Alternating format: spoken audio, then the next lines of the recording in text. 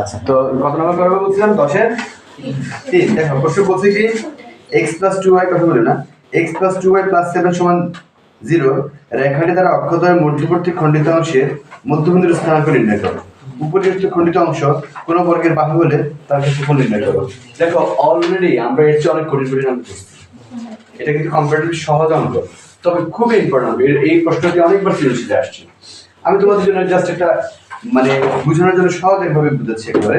দেখো প্রশ্নটা সরলরেখার সমীকরণ দিয়ে দিয়েছে x + 2y + 7 = 0। এটা একটা সমীকরণ।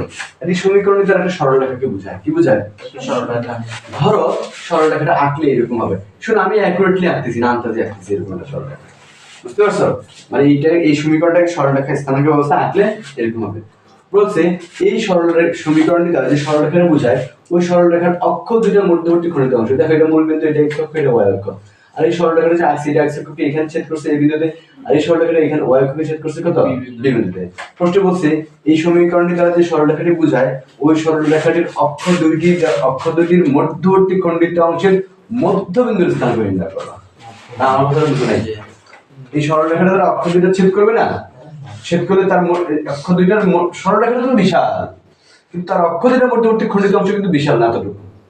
না আমার কথা বুঝলেন? তার মধ্যবিন্দুর স্থানাঙ্ক আমাকে বের করতে বলছে। কথা ক্লিয়ার তো? তাহলে মধ্যবিন্দুর স্থানাঙ্ক নির্ণয় করতে গেলে কি লাগে? দুই প্রান্তের স্থানাঙ্ক লাগে। তো যেমন আমাকে এই দুই প্রান্তের স্থানাঙ্ক মানে এই সরলরেখাটা x অক্ষকে যেখানে ছেদ করছে এই ছেদবিন্দুর স্থানাঙ্ক লাগবে, এই সরলরেখাটা y অক্ষকে ছেদ করছে যেখানে ওই ছেদবিন্দুর স্থানাঙ্ক লাগবে। আর যদি দুই প্রান্তের x অক্ষ এবং y অক্ষের ছেদবিন্দুর স্থানাঙ্ক জানা গেলে তাদের মধ্যবিন্দুর স্থানাঙ্ক আমরা সহজে বের করতে পারবো। বুঝতে পারছো প্রথম অংশটুকু? না আমার কথাটা বুঝো নাই? আসলে দ্বিতীয় অংশ বলছে উপরিউক্ত খণ্ডিত অংশ। মানে এই সমীকরণের দ্বারা যে সরলরেখাটা বোঝায় ওই সরলরেখাটির অক্ষ দুটির মধ্যবর্তী খণ্ডিত অংশটুকু, এটা কি বলতে হবে? উপরিউক্ত খণ্ডিত অংশটুকু কোন বর্গের বাহু বলে। মানে এটা যদি একটা বর্গের বাহু হয়, মনে করো এটা একটা বর্গ বাহু, এই বাহু দৈর্ঘ্য তো ঠিক এদিকে আমি একটা বাহু আঁকলাম, এটা সমান করে আবার এদিকে একটা বাহু আঁকলাম, এটা সমান একটা বর্গ হয়ে গেল না? তো বলছে উপরিউক্ত খণ্ডিত অংশ, উপরের দিকে আঁকতে পারতাম, জায়গা না রেখে আঁকি দেয় নিচের দিকে আছে। উপরিউক্ত খণ্ডিত অংশ কোন বর্গের বাহু হলে ওই বর্গের ক্ষেত্রফল নির্ণয় করো। না আমার কথা এখন বুঝা কষ্ট শুরু হতে দিয়েছে। বুঝতে পারছো তো? এই উপরিউক্ত খণ্ডিত অংশটুকু পুরোটা বর্গের এক বাহু হলে ওই পুরো বর্গক্ষেত্রের ক্ষেত্রফল নির্ণয় করতে বলছে। দেখো আঁকা লাগবে না, আমরা কিন্তু সবকিছু বুঝতে হবে না কি। তারপর আমি তোমাদেরকে কি বুঝাচ্ছি পারফেক্টলি বুঝতে পারবে। হ্যাঁ, তাহলে পরবর্তী অংশটুকু হবে এরকম, যেহেতু আমরা জানি বর্গক্ষেত্রের ক্ষেত্রফল কি? বাহু স্কয়ার। এই জন্য এক বর্গ আঁকা কোনো দরকার নাই। ওই যে উপরিউক্ত খণ্ডিত অংশ কোন বর্গের বাহু, এক বাহুর দৈর্ঘ্য জানলেই আমার ক্ষেত্রফল বের করতে পারি বাহু স্কয়ার দিয়ে। আমি শুধু এই দৈর্ঘ্য বের করব, দৈর্ঘ্য বের করে তাকে স্কয়ার করব, স্কয়ার করলে দিলে এই বি কোন একটা বর্গের বাহু হলে পুরো বর্গের ক্ষেত্রফলটা বের হয়ে যাবে। কথা ক্লিয়ার? তাহলে পুরো অংশটুকু আমি কিন্তু বুঝাই ফেলছি। ওকে, সমাধান করব কিভাবে? তোমাদের মনে প্রশ্ন আসতে পারে যে আচ্ছা তুই প্রথম অংশটুকুর কথা বলি আগে। তোমাদের মনে প্রথমে প্রশ্ন আসতে পারে যে এই সমীকরণটি দ্বারা যে সরলরেখাটা বোঝাচ্ছে ওই সরলরেখাটা x অক্ষ এবং y অক্ষকে যেখানে ছেদ করছে তো ছেদবিন্দুর স্থান বের করব কিভাবে? প্রথম প্রশ্ন হলো এটা। খুব সহজ। আমরা জানি একটা সরলরেখা অক্ষকে খণ্ডন করে যে সমীকরণটা ওই আকারে সাজালে x অক্ষকে এবং y অক্ষকে কোথায় খণ্ডন করে সেটা আমরা বের করতে পারবো। কিন্তু প্রশ্ন যে x অক্ষকে এবং y অক্ষকে কোথায় খণ্ডন করে এটা বের করতে হলে সমীকরণটা কিরকম লাগবে? x/a + y/b সমান 1। এটা কিরকম আছে? হ্যাঁ, এটা কি প্রথম কি করতে হবে? x + 2y - 7 আবার -7 দ্বারা ভাগ করে ফেলবো। বুঝতে পারছো ব্যাপারটা? না খুব বুঝো না। তারপরে x বাই আবার -7, কিন্তু এখানে আবার 2y/7 হইতে পারবে, শুধু y/7 হইতে হবে না, শুধু y/7 হইতে হবে না। তাহলে y/-7 আর এই 2টা 7 এর নিচে চলে যাবে, তাহলে আবার এটা উল্টে গেলে 2y হয়ে যাবে। বুঝতে পারছো ব্যাপারটা? তাহলে x বাই কত a + y/b সমান 1 হয়ে গেল না এটা? তাহলে a মানে কত? -7, b মানে কত? -7/2। না আমার কথাটা বুঝো না, সমান 1। তাহলে এখান থেকে কি আমি বুঝতে পারি যে x এর কত ভিতরে ছেদ করে? -7 এর ভিতরে ছেদ করে। তাহলে ছেদবিন্দুর স্থান কত হবে? -7,0। y অক্ষ কত দূরে ছেদ করে? -7/2, 0 বিন্দু ছেদ করে। তাহলে ওই ছেদবিন্দুর স্থান কত হবে? 0, -7/2। না আমার কথাটা ক্লিয়ার না? তাহলে আমরা জানি গেছিলাম দুই প্রান্তের স্থানাঙ্ক, শেষ হয়ে যাবে। এত সহজ, কোনো কঠিন কোনো কিছু নাই। হ্যাঁ, ওকে, তাহলে আমি অঙ্কটা সুন্দরভাবে করে দিচ্ছি, একটু ওয়েট করো। আচ্ছা, এই ক্লিয়ার দেখা যায়? আমার দেখা যায় না? ঠিক আছে। আচ্ছা, তাহলে আমরা ধরলাম এই সরলরেখাটা অক্ষদ্বয় a এবং b বিন্দু ছেদ করে। অক্ষদ্বয় বলতে x অক্ষকে a এবং y অক্ষকে b বিন্দুতে ছেদ করে। ধরি এক নং রেখাটি অক্ষদ্বয়কে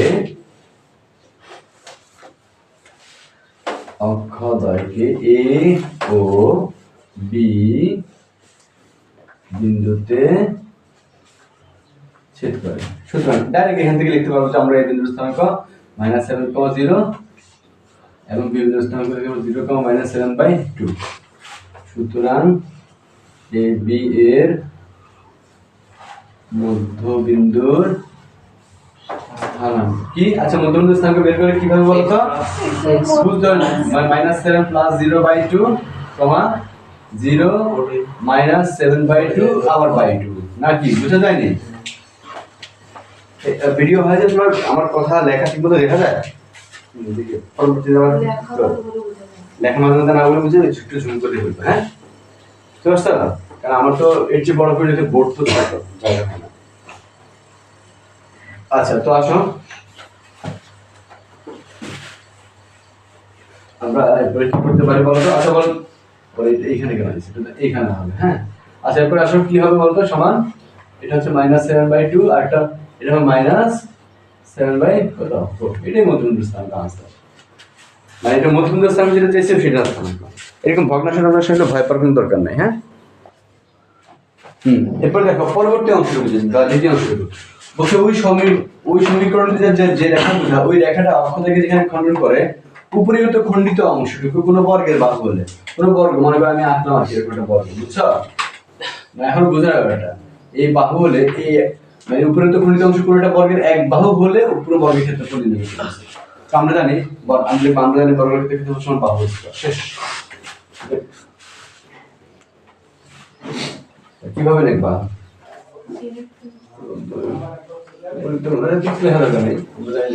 হ্যাঁ, আমরা জানি বর্গ ক্ষেত্রের ক্ষেত্রফল সমান বাহু। বাহু বলতে এবি স্কয়ার লিখবা, যেটা আমি এটাকে নাম দিয়েছিলাম এবি, ঠিক আছে? AB square. তো এবি কেমনে বাই করে তোমরা তো জানো। আর স্কয়ার করার কারণে রুটটা থাকবে না। দেখো বলছিলাম না, বাহু স্কয়ার সূত্র বের করার সূত্র আর দূরত্ব সূত্র হচ্ছে আরো সহজ, ঠিক আছে? রুট ছাড়া দূরত্ব সূত্র, রুট ছাড়া দূরত্ব সূত্র বের করার সূত্রটা কি বলতো?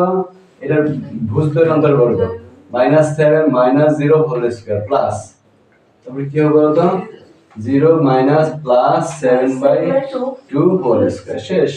তো -7 স্কয়ার মানে 49, এখানে প্লাস দিয়ে 7 স্কয়ার মানে 49, 2 স্কয়ার মানে 4। শেষ। তো লসাগু 4 সাইরন 49 গুণ করে 196 যোগ না সাইরন 2 কত হয় দেখো তো? 4 49 এই সাইরন 49 গুণ করো। হ্যাঁ, 196 কেন? তাহলে কত হয়? 245 0/4 এটা লিখবা। আর 150 সমস্ত 4 ভাগের 1 করবে। হ্যাঁ, কি হবে? 245 তাই না? আসো আসো। তাহলে দেখছো এটা কঠিন লাগছে? হ্যাঁ, ঠিক আছে। তাহলে আজকে আমার এই মানে এই অঙ্কটা দুইটা অঙ্ক, প্রথমটা অংশটা আমরা করলাম আর দ্বিতীয় অংশটা আমরা এখন করে দেখব। ওকে? হ্যাঁ,